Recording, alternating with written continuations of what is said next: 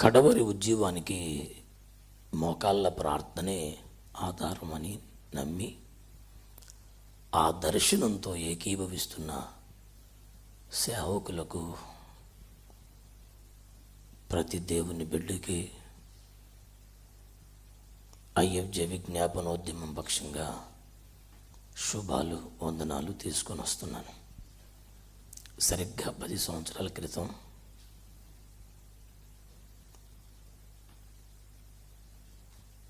భారతదేశంలో గొప్ప రక్షణ కలగాలంటే ఏం చేయాలి అనే భారంతో ప్రభు సన్నిధిలో ఇంక ఏ ఇతర అంశాలు లేకుండా కేవలం ఆ ఒక్క మాట మీదే 21 రోజులు ఉపవాసం ఉండి ప్రార్థించాను. చాలామంది గొప్ప దైవజనులు, పరిశుద్ధులు మా దేశంలో ప్రయాసపడ్డారు, హతసాక్షులు కూడా అయ్యారు. ఎందరో పరిశుద్ధుల ప్రయాస, రక్తం చిందించిన అనుభవం భారతదేశ సువార్త సేవకున్నది. అయితే కూడా రక్షించబడింది 5%, 10%. 2000 సంవత్సరాల సువార్త సేవా విశ్వాసం, వ్యవసాయం ఇంకా 10% కూడా కాదు అని చెప్పటం ఎంత బాధాకరం. ఈ తరంలో మేము కూడా నీ సేవ కొరకు ప్రయాసపడుతూనే ఉన్నాం. నీ కొరకు ఏమైనా చేయడానికి, చావడానికి కూడా సిద్ధపడ్డ వాళ్ళం చాలామంది ఉన్నాం. అయినా దేశంలో రక్షించబడుతున్న వారి శాతం తక్కువగానే ఉంటుంది. ఏం చేయాలి ప్రభువా? మేమేమైపోటా కన్నా సిద్ధమే కదా, మాట్లాడండి అని 21 రోజులు ఉపవాసం ఉండి ఇంటిలో నుంచి బయటికి వెళ్లకుండా కంటికి ధారగా ఏడుస్తూ ప్రార్థనలు చేస్తే ప్రభు మాట్లాడిన ఒక మాట, ప్రార్థనల గురించి ప్రసంగాలు చేయటం కాదు, ప్రార్థన చేయమని విశ్వాసులకు చెప్పటం కాదు, దైవ సేవకులే మోకరించి ప్రార్థన చేయండి. అది కూడా దైవ సేవకులు విభేదాలన్నీ పక్కన పెట్టి కలిసి ప్రార్థన చేయండి. అప్పుడు దేశంలో మహారక్షణ కలుగు చేయవాడు ఆయనే అనే ఒక వాగ్దానం నెరవేరటం మీరు చూస్తారని ప్రభు మాట్లాడారు. 2014 నాటికే నేను దేశమంతటా ప్రసంగికుడిగా వాడబడుతూ ఉన్నాను కనుక పెద్ద పెద్ద కన్వెన్షన్స్కి నన్ను ప్రసంగికుడిగా పిలిచే పెద్ద పెద్ద దైవజనులందరినీ కలిసి, అయ్యా దేవుడు నాతో ఇలా మాట్లాడారు, దైవ సేవకులే కలిసి ప్రార్థన చేయాలట, గొప్ప ఉద్యమం కదలిక తీసుకొస్తానని ప్రభు అంటున్నారు. నేనంటే ప్రసంగికుడిగా వచ్చి వాక్యం చెప్పి వెళ్ళిపోతున్నాను. నా చేతిలో 100 మంది సేవకులు ఎవరు లేరు కదా. మీరు పెద్ద పెద్ద సంస్థల సేవా నాయకులు, 100 మంది దైవజనులు మీ చేతుల్లో ఉన్నారు కదా. మీరు పిలిస్తే వాళ్ళంతా వస్తారు. దైవజనులే కలిసి ప్రార్థన చేస్తే తప్ప ఒక ఉద్యమాన్ని చూడలేమని ప్రభు అంటున్నారు అని చెబితే అందరూ కూడా మంచి ఆలోచన పాస్టర్ గారు, దైవజనులే కలిసి ప్రార్థన చేస్తే కానిది ఏమున్నది, చాలా గొప్ప విషయం. కానీ ఒట్టిగా ప్రార్థన చేయటానికి ఎవరు వస్తారు?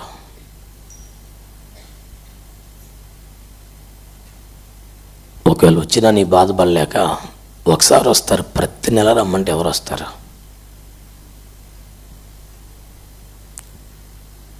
ఏదో గుర్తింపో ఘనతో కనీసం ఒక 100 రూపాయలు కానుకో ఏమీ లేకుండా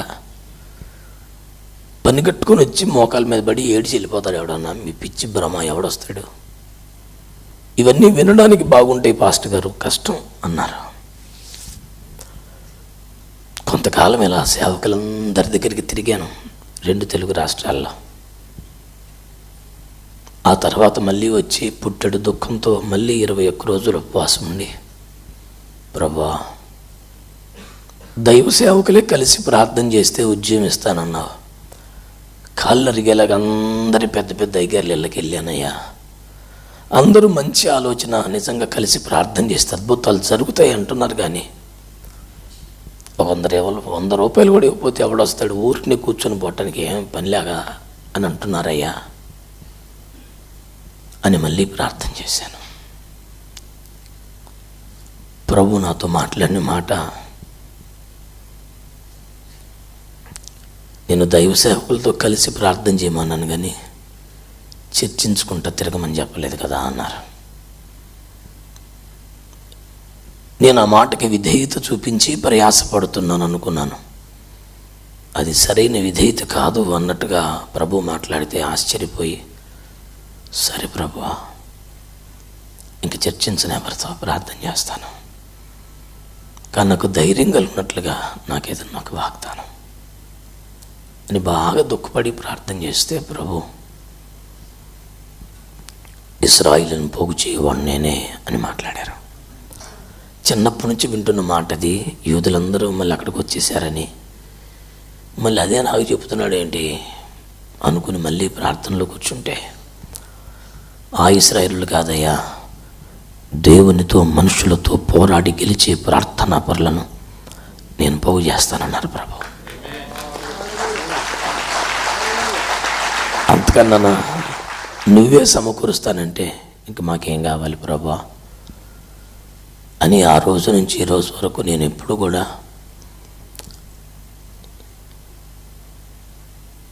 దీన్ని పబ్లిసిటీ చేయడానికి ఒక ఫేస్బుక్ను వాడలేదు, వెబ్సైట్ చేయలేదు, ఇన్స్టాగ్రామ్లో అంటే నాకు తెలీదు, ఏ సోషల్ మీడియాలో కూడా దీన్ని ప్రమోట్ చేసే ప్రయత్నం చేయలేదు. ఇప్పుడు ఈ 10 ఏళ్ల కాలంలో ₹1 కానుక ఎవరికి ఇవ్వలేదు. ఎంత బ్రతిమాలను ₹1 కానుక తీసుకోలేదు. నేను ప్రసంగికుడిగా పిలువబడితే పిలిచిన వారు నాకు ఏదైనా అర్పణిస్తే తప్పకుండా తీసుకుంటాను.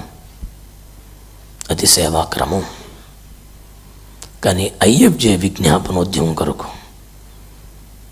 ఎందుకు అలా ఏర్పాటు చేశాను అంటే, వాళ్ళంతా దైవ సేవకులు తమ పరిచర్యలు పక్కన పెట్టి తమ ఖర్చులు పెట్టుకొని వస్తున్నారు.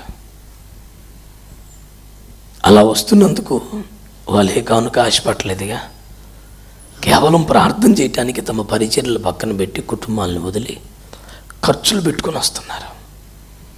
పెద్ద పెద్ద అయ్యగారులు అందరూ ఏమన్నారు, ₹100 అయిపోతే ఎవడరాడు అన్నారు. ఆ మాట విపరీతమైన కోపం, రోషం నాకు వచ్చింది. సేవకులంటే ఏంటి? తమ ఆస్తులు, ఉద్యోగాలు, అవకాశాలు, బంధాలు వదులుకొని వచ్చిన వాళ్ళు కదా.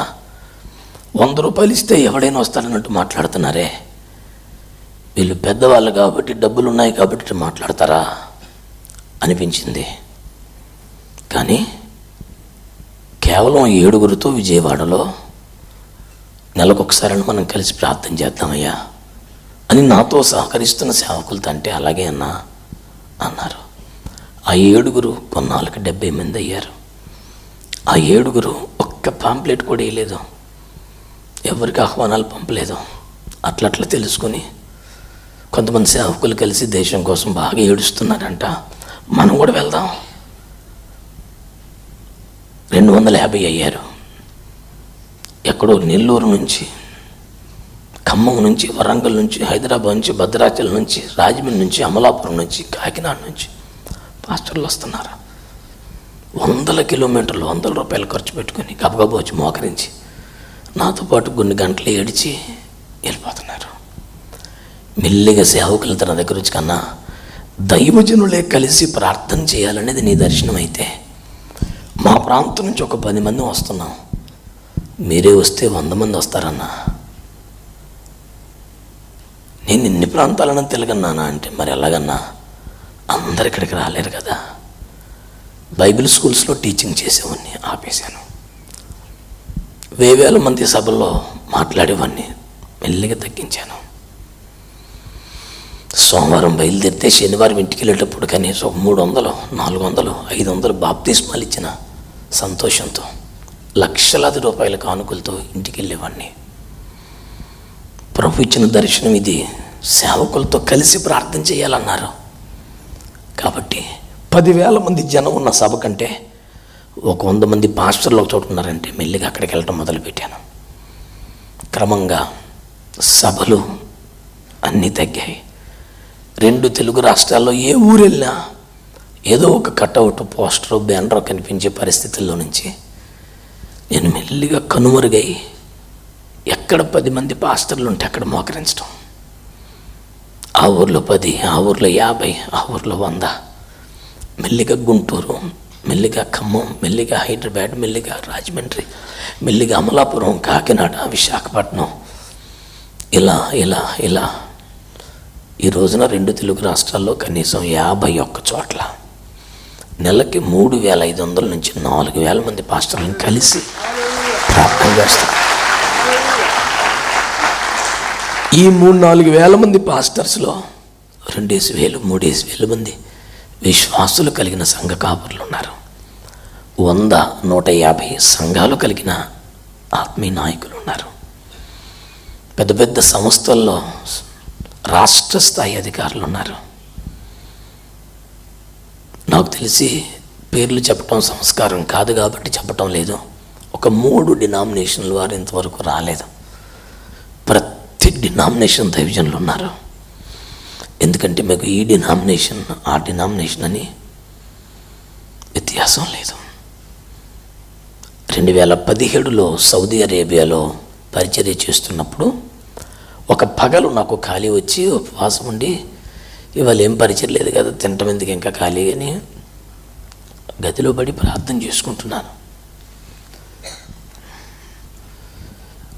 ఇశ్రాయేలీయుల ప్రయాణ పద్ధతి ఒకటే అనే మాట ప్రభు నాతో మాట్లాడితే నేను బాగా ధ్యానిస్తూ ప్రార్థిస్తున్నాను. 12 గోత్రాలు, వేరువేరు బలాలు, వేరువేరు ఆధిక్యతలు, వేరువేరు పరిచర్యలు, వేరువేరు ప్రత్యేకతలు ఉన్న అందరి ప్రయాణ పద్ధతి ఒకటే. ఆ మాటను ధ్యానిస్తూ ప్రార్థిస్తుండగా ప్రభు నాతో మాట్లాడి, డినామినేషన్లు, పేర్లు ఏవైనా ఇవన్నీ 12 గోత్రాలు లాంటివి నాయనా. అందరి గమ్యం ఒకటే, అందరి ప్రయాణ పద్ధతి ఒకటే, అందరూ ఒక్క మేఘం కింద నడిస్తేనే కదా అని ప్రభు మాట్లాడారు. ఆ రోజు నుంచి నేను వెళ్ళిన ప్రతి చోట మీరు మేము ఒకటే, మనం వేరువేరు కాదు. ఆత్మలో బాగా ఎదిగి కృపావరముతో వాడబడుతూ ఉన్నత ఉపదేశం ఉన్న దైవజనులు అప్పుడప్పుడే వస్తున్న సేవకులని, సంఘాలని వారి ఆధ్యాత్మిక స్థాయిని బట్టి తృణీకరించి చూస్తుంటే, అయ్యా పరమగీతంలో చెప్పినట్టు వారు మనకు చిన్న చెల్లె వంటి వారు. మన స్థాయి కాదు, చిన్నది కానీ చెల్లే కదా. బయట వ్యక్తిని చూస్తుంటే ఎందుకు చూస్తారు, ప్రేమిద్దాం అని మాట్లాడుతూ ఆదరిస్తూ వెళుతున్న కారణంగా సంఘాల మధ్య ఐక్యత రావడం ఆరంభమైంది.